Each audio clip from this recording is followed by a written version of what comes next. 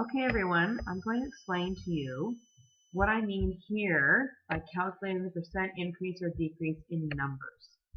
Okay, so what this is also talking about is here in slide 5 in the wiki in our slideshow that we have, growth formulas. Okay, so for example 2, what we're saying is we're going to multiply B4 by 1.05.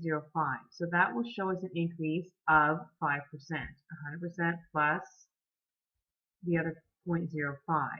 So if we go to our practice spreadsheet in the budget, we're going to imagine that this is our budget so far from January to August, but that in September we're going to start imagining what's going to happen. And if we assume that for whatever reason all of our expenses are going to go up by 5%, then in this cell in J11 we would have a formula equals I11 times 1.05. So there we go. Now what we can do as usual, this is what I find so magical about Excel and about Google Sheets, is we'll just drag that and make it apply to everything. This is what's called relative cell referencing. Each of these cells is referencing the cell here in its formula. So every one of these formulas up here you'll see has the cell beside it. That's what it's referencing. Now, there's a difference between that and absolute cell referencing. So if we go back to the wiki for a second, here we have example 3. B4 times $K $1.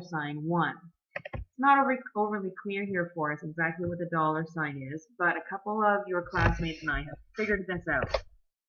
The dollar sign forces this formula to always refer to K1. Watch what happens. So instead of doing what I just did, okay, so in yellow here, I'm going to write 1.05, just like I did in those other formulas, but there's going to be a difference. In the formula in K11, I'm going to say equals I11, just like the other one, times $C $6. So that we're referring to cell C6. Okay, there we go.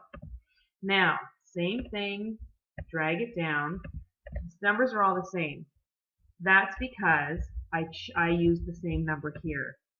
If now I want to start playing around and seeing what would happen if this 1.05 changed. So imagine if my expenses changed by 10%, so 1.1. All of these numbers, look at them, they all change. However, if I go to relative cell referencing, and in here I change to 1.1, only this one is going to change. So the question becomes, when on earth would you use this? So we were talking about this in class, a few of us yesterday. We were thinking if you were running a business and you knew that some of your expenses or your sales or your prices or whatever were going to change in the future, and you want to forecast and figure out how to manage this change. So let's say you've got all these employees, they're all students like you, they all work for minimum wage. All of a sudden the government says we're increasing student minimum wage by 50 cents an hour. Hopefully whoever's running this business has some sort of mammoth spreadsheet, and they can just go to here. They would have maybe a little legend in the sheet somewhere, and it would be called wages, and they would just click here, and everything that related to wages in all of their sheets would switch, would recalculate, and they could see on their bottom line exactly what that's going to have in terms of an impact on their business. A real life example. Here we go. Here's that huge mark sheet, that huge mark spreadsheet that Mr. Bolton lets me use. These are my grade 12 nutrition students. If I enter something new for all these students, I create a new column and it's all their knowledge. Say it's a knowledge mark out of 10. That sheet, every kid's mark calculation has to come back here to the headings. These are the weightings of those 4 categories that you're probably getting familiar with in high school: knowledge, application, communication, thinking. And this D2 for grade 12 nutrition and health would be the absolute cell reference for any knowledge mark that goes in for each and every one of those students in that class, because it always has to go back and remember the fact that knowledge is worth 21% of the total mark.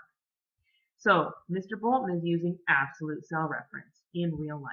So it can and it is done. Okay, where is all of this stuff? In here. So this is what we mean here. Calculating increase or decrease of numbers. So you should watch this video, which I've now made public. That'll help you a little bit. And then this one that I'm doing right now will help you understand the differences between the 2 types of cell referencing. Okay? Relative cell referencing, absolute cell referencing. They do different things. You will be expected to do some cell referencing in your test on Tuesday. Good luck. Keep practicing.